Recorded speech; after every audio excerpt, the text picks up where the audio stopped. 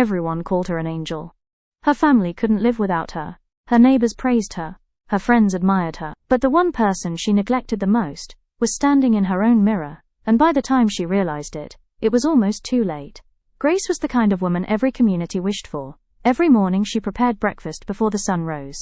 She packed lunches, walked her daughter to school, checked on elderly neighbors, volunteered at church, comforted grieving friends, and somehow still found time to help anyone who knocked on her door. People often said, "If Grace can't solve it, no one can." She smiled every time. But behind that smile was a woman who hadn't read a book in years, who hadn't painted since her wedding, who ignored constant headaches because someone else's problems always came first. Whenever she felt tired, she'd whisper, "Tomorrow, I'll take care of myself." Tomorrow never came. Months turned into years. Then one afternoon, while preparing dinner, Grace suddenly collapsed. The doctors found nothing life-threatening. "It isn't your body that's failing," one doctor gently said. "It's your soul that's exhausted." For the first time, Grace cried. Not because she was sick, but because she realized she had spent years taking care of everyone except herself. She expected her family to understand.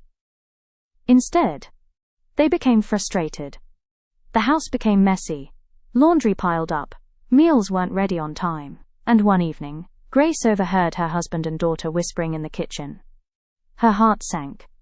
Maybe they were happier when I sacrificed everything, she thought. She quietly wiped away a tear. Then she heard her daughter say, "I miss Mum's smile." Her husband nodded. "I don't miss the perfect meals," he said softly. "I miss laughing with her." Grace froze.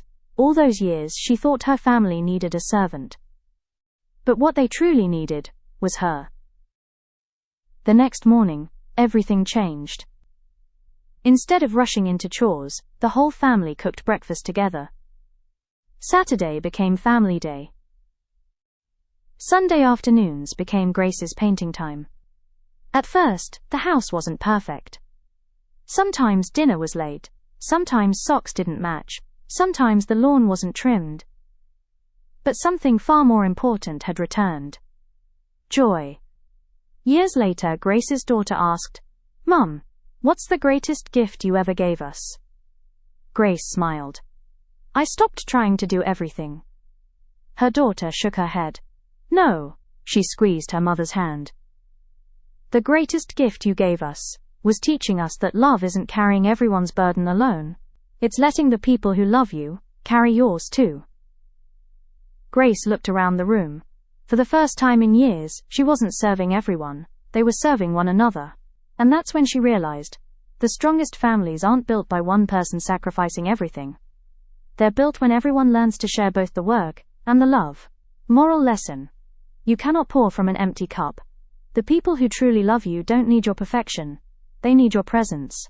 Sometimes the greatest act of love is allowing others the opportunity to care for you too.